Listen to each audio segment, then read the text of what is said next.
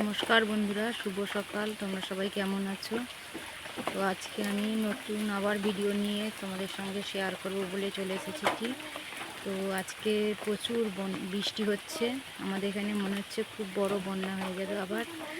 এটা নিয়ে 5বার হয়ে গেল। তো যা বন্যা নিম্নচাপ আরম্ভ হয়েছে, মনে হচ্ছে প্রচুরই বড় বন্যা হয়ে যাবে। তো আমি বন্যা তোমাদের সঙ্গে পরে শেয়ার করব। তো প্রথমেই একটা কথা বলে রাখছি, আমি কালকে একটা ভিডিও আপলোড করেছিলাম, কি করে জানি না কপিরাইট হয়ে গেছে। তো একটা ভিডিও তৈরি করতে তো প্রচুর পরিশ্রম করতে হয়, তোমরা তো জানো। তো সেই ভিডিওটা যদি কপিরাইট হয়ে যায় তাহলে কতটা খারাপ লাগে। তা আমি কালকে সঙ্গে সঙ্গে ডিলিট করে দিয়েছি। আজকে আবার তোমাদের সঙ্গে শেয়ার করব। তো তোমরা বন্ধুরা আমার পাশে থেকো প্লিজ। তো এখনও যারা আমার চ্যানেলটা সাবস্ক্রাইব করোনি তাদের সাবস্ক্রাইব করে দিও। আজকে চলো তোমাদের সঙ্গে আবার ভিডিও আমি শেয়ার করছি। তো বন্ধুরা, আমার কাছে ক্যামেরা ধরার মতো কেউ নেই, তো আমাকে নিজেকেই সব কিছু করতে হয়। তো কিছু ভুল ত্রুটি হলে সব ক্ষমা করে দিও, মানিয়ে নিও। তো দেখতে পাচ্ছ আমি এখানে কাতলা মাছ নুন হলুদ মাখিয়ে নিয়েছি, ভালো করে ধুয়ে পরিষ্কার করে। এবার নিয়েছি কাঁচা কলা, আলু। তো দেখো আমি উনুনে কড়াই বসিয়ে দিয়েছি, কড়াইটা গরমও হয়ে গেছে, তেল দিয়ে দেবো।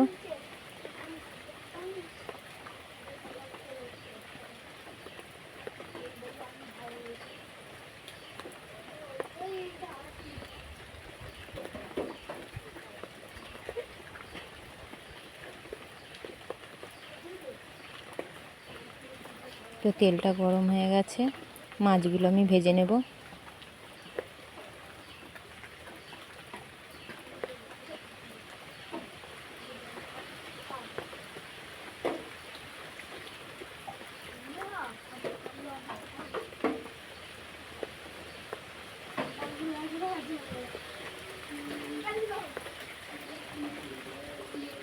তো বন্ধুরা, এরকম নতুন নতুন, এর থেকেও ভালো ভালো নতুন নতুন ভিডিও তোমরা পাওয়ার জন্য আমার চ্যানেলটিকে সাবস্ক্রাইব করে রেখো, যাতে সবার প্রথমে তোমাদের কাছে নোটিফিকেশান চলে যায়। তো আমি মাছগুলোকে উল্টে নিচ্ছি, দেখো একদিকটা আমার ভাজা হয়ে গেছে।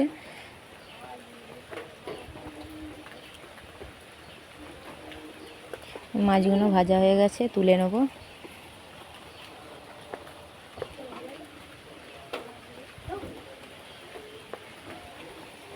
তো এরকম করে সব মাছগুলোই আমি ভেজে নিচ্ছি। আমাদের বাড়িতে মানে 6জন মেম্বার, তো বুঝতেই পারছো আমি যাই কিছু করি আমাকে একটু বেশি বেশি বানাতে হয়।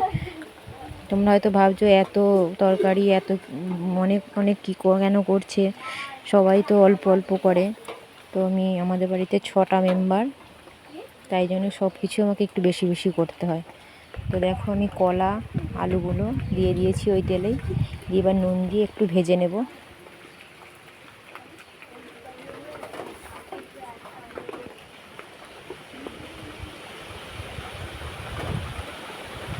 তো দেখো এখানে আমি জিরে, আদা, সর্ষে, কালো সর্ষে আর তোমার কাঁচা লঙ্কা বেটে নিয়েছি, আর দেখতে পাচ্ছি হলুদ গুঁড়ো নিয়েছি, আর শুকনো লঙ্কা গুঁড়ো। তো আমার কলা আলুটা ভাজা হয়ে গেছে, এবার সব মশলাগুলো দিয়ে দেবো।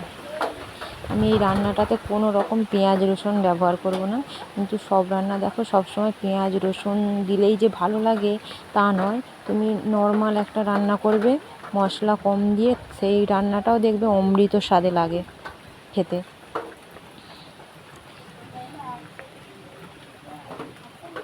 তো আমি এইভাবে ভালো করে একটু কষিয়ে নেব। আমার সব রান্নাগুলোই তেল কম দিয়েই রান্না, তোমরা দেখতে পাও বা দেখো। আমি খুব একটা তেল পছন্দ করি না, তোমরা এইভাবে করে দেখবে, যদি খারাপ হয় তো বলো আমাকে। তো আমি অল্প জল দিয়ে দেখতে পাচ্ছ ভালো করে আবার কষিয়ে নিচ্ছি।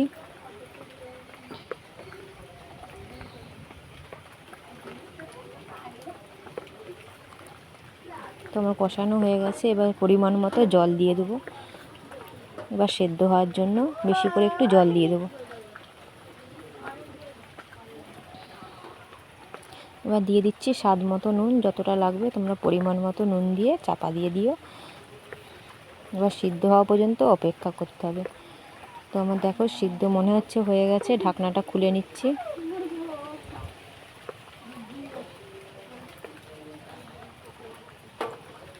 তোমাদের দুটো আলু ভেঙে দেখাচ্ছি আমার কেমন কতটা সিদ্ধ হয়েছে।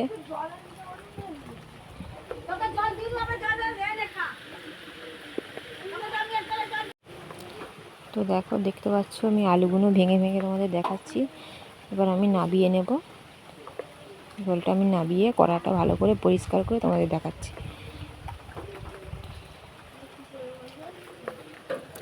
তো দেখো আবার আমি কড়াইটা তেল দিয়ে দিচ্ছি।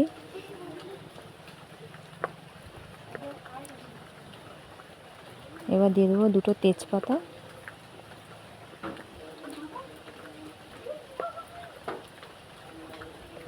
আর দিয়ে দিচ্ছি একটু গোটা জিরে। এবার এটা ভাজা ভাজা হয়ে যাওয়া পর্যন্ত অপেক্ষা করে একটু ভেজে নেব।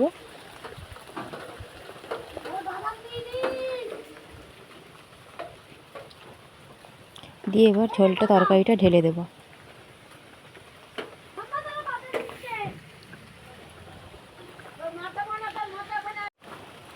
তো দেখো এবার মাছগুলো আমি দিয়ে দেবো।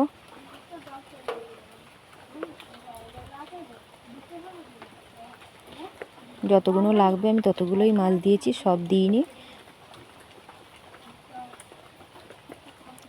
দিয়ে এবার একটু ঢাকনাটা আর একটু চাপা দিয়ে রেখে দেবো।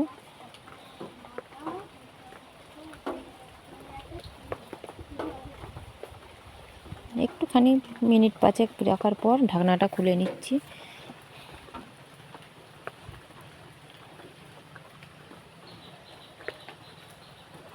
এবার 2-3টে আলু একটু ভেঙে দেবো।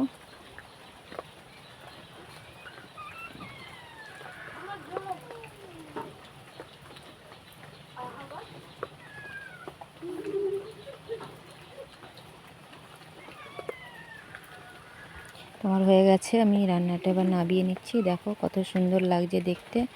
তো বন্ধুরা, আমার রান্নাটা এই পর্যন্তই। তো আবার দেখা হবে অন্য রেসিপিতে। ততক্ষণে তোমরা সবাই ভালো থাকবে, সুস্থ থাকবে।